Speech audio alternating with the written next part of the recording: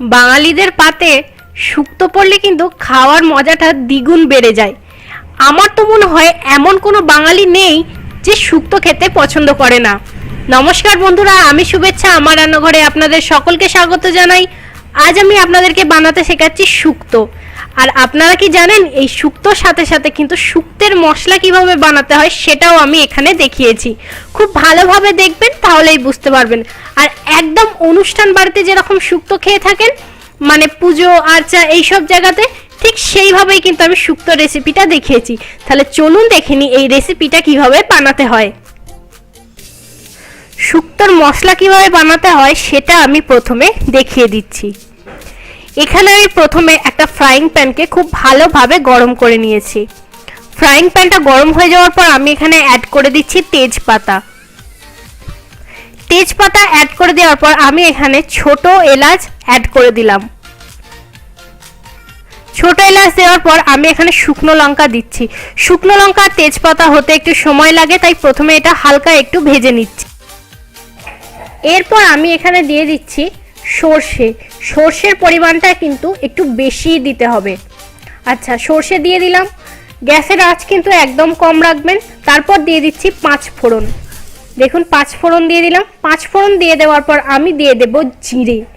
এরপর আমি খুব ভালোভাবে শুকনো খোলায় এগুলোকে ভালোভাবে ভেজে নেব। চাইলে এখানে আপনারা পোস্তও ব্যবহার করতে পারেন। আমার কাছে পোস্ত অ্যাভেলেবেল নেই, তাই আমি পোস্তটা ইউজ করিনি। এরপর খুব ভালোভাবে এটা ভেজে নিচ্ছি। এটা আমাদের হয়ে গেছে। এরপর এটা ঠান্ডা করে আমরা মিক্সিতে ফাইন একটা পাউডার বানিয়ে নেব। যতক্ষণ মশলাটা ঠান্ডা হয়ে আমরা পাউডার বানিয়ে নেব, এদিকে আমি কড়াই নিয়ে নিয়েছি। এরপর কড়াইতে আমি বেশ খানিকটা সর্ষের তেল দিয়ে দিচ্ছি। সর্ষের তেলটা কিন্তু একটু বেশিই লাগবে। চাইলে সর্ষের তেলের সাথে 1 চামচ ঘিও অ্যাড করতে পারেন, তবে এখানে আমি আপাতত এখন ঘি ইউজ করিনি। পুরো সর্ষের তেলটা দিয়ে দিলাম। সর্ষের তেলটা হালকা একটু গরম করে নিচ্ছি। সর্ষের তেল গরম হয়ে যাওয়ার পর আমি এখানে বড়ি দিয়ে দেব। দিয়ে বড়িগুলো লাল লাল করে ভেজে নেব।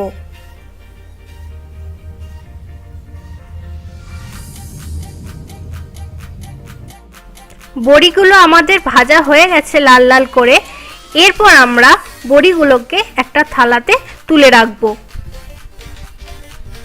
দেখুন বড়িগুলো আমি তুলে নিচ্ছি।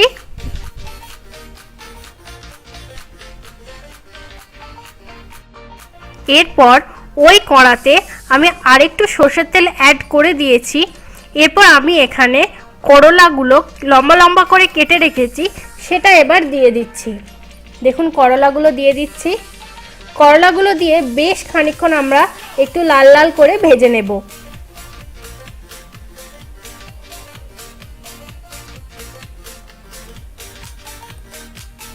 করলা আমাদের ভাজা হয়ে গেছে। এরপর আমি করলাগুলোকেও একটা থালাতে আলাদা করে তুলে রাখবো।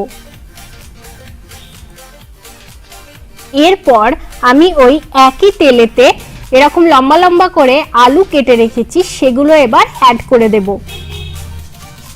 আপনারা আপনাদের পরিমাণ অনুযায়ী শুক্তোটা করবেন। আমি এখানে একটু বেশি পরিমাণেই শুক্তোটা করেছি। দেখুন আমি এখানে সমস্ত আলুগুলো অ্যাড করে দিচ্ছি। আলুগুলো অ্যাড করে দেওয়ার পর একদম হালকা হালকা করে গোল্ডেন ব্রাউন হওয়া অবধি আমরা এটাকে ফ্রাই করে নেব।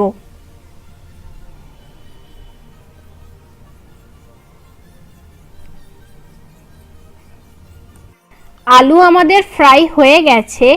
এরপর আমি এখানে অ্যাড করে দেব বেগুন। বেগুন আমি কেটে ভালোভাবে জলে ধুয়ে রেখেছি, তাই আমি বেগুনগুলো অ্যাড করে দিচ্ছি। বেগুনটা অ্যাড করে দেওয়ার পর খুব ভালোভাবে আমরা আলুর সাথে নাড়িয়ে চাড়িয়ে নেব। বেগুনটাও সফট হওয়া অবধি আমরা কিন্তু এটাকে রান্না করব। বেগুন সেদ্ধ হতে বেশিক্ষণ সময় লাগে না। বেগুনটা দিয়ে দিলাম। এবার আমরা বেগুনটাকে নাড়িয়ে চাড়িয়ে নিচ্ছি। বেগুনটা হালকা সফট হওয়া অবধি আমরা এটাকে রান্না করব। তবে হ্যাঁ, মাথায় রাখবেন গ্যাসের আঁচটা যেন মিডিয়াম থাকে। বেগুন আর আলু খুব ভালোভাবে ভেজে নিয়েছি, আশা করি দেখতেই পাচ্ছেন।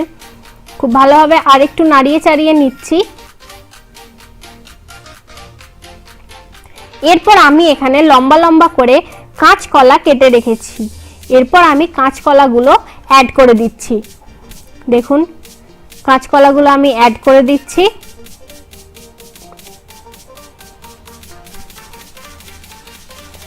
সমস্ত কাঁচকলাগুলো দিয়ে আবারও ভালোভাবে আমি নাড়াচাড়া করে নেব।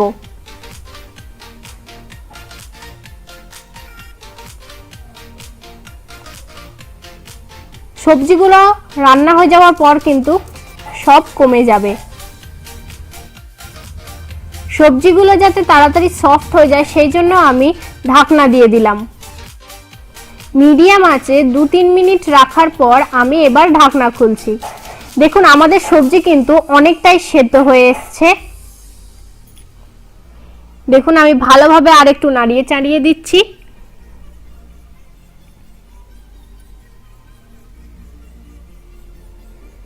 দেখুন হালকা একটু নাড়িয়ে চাড়িয়ে দেওয়ার পর আমি এখানে অ্যাড করে দিলাম টমেটো কুচি।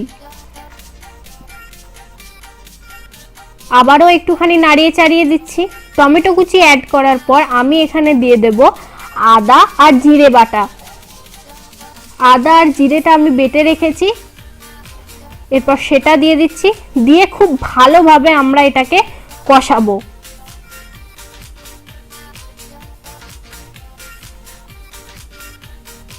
খুব ভালোভাবে আমরা এবার এটাকে সবজিগুলোর সাথে কষিয়ে নেব।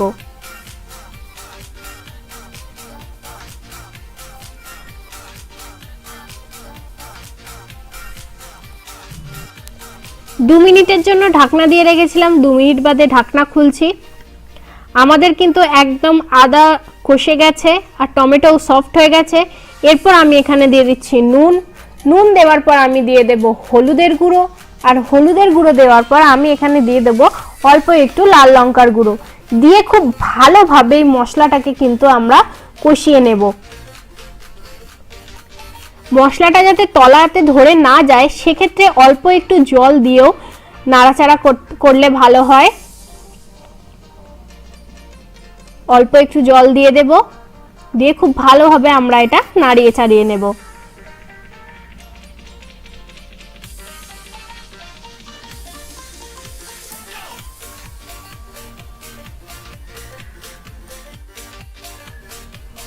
তো আমাদের মশলার সব একদম ভালোভাবে কষিয়ে নিয়েছি। এরপর যে করলাগুলো ভেজে রেখেছিলাম সেগুলো এবার দিয়ে দেব। দিয়ে আরও কিছুক্ষণ আমরা এটা নাড়াচাড়া করে নেব, মানে 30 থেকে 40 সেকেন্ডের মতো আমরা এটা নাড়াচাড়া করে নেব।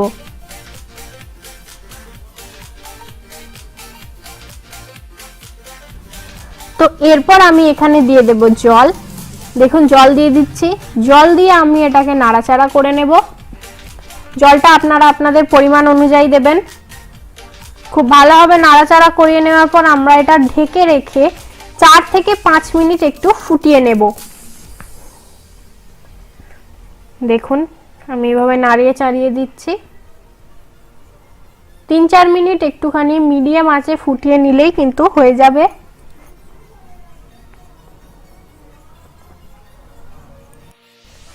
চার থেকে 5 মিনিট বাদ হালকা একটু ঝোলটা ফুটিয়ে নিয়ে আমি এটা তুলে নিচ্ছি ঢাকনাটা। শুক্তো কিন্তু একদম আমাদের রেডি হয়ে গেছে। এরপর আমরা এখানে শুক্তোর যে মশলাটা করে রেখেছিলাম ঠান্ডা হয়ে যাওয়ার পর মিক্সিতে আমি পেস্ট করে নিয়েছি, সেটা এবার দিয়ে দেব। আর এটা থেকেই কিন্তু শুক্তোর যে অরিজিনাল অনুষ্ঠান বাড়ির মতো টেস্ট সেটা কিন্তু আসবে, আর গন্ধটাও সেরকমই হবে।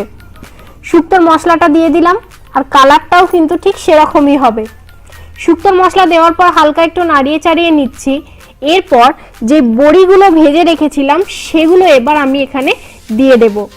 আর সেটা দেওয়ার পর আমি এখানে 1 চামচ ঘি দিয়ে ঢেকে 15 মিনিট স্ট্যান্ডিং টাইমে রেখে দেব। তারপর আমি এটা সার্ভ করব। রান্নাটা যদি ভালো লেগে থাকে তাহলে অবশ্যই লাইক করবেন, কমেন্ট করবেন, শেয়ার করবেন। আর আমার চ্যানেলটাকে কিন্তু সাবস্ক্রাইব করতে ভুলবেন না। আমার রান্না রিলেটেড যদি কোনো প্রশ্ন থেকে থাকে তাহলে অবশ্যই আমাকে কমেন্ট বক্সে জানাবেন। তাহলে আজকের মতো চলি, টাটা।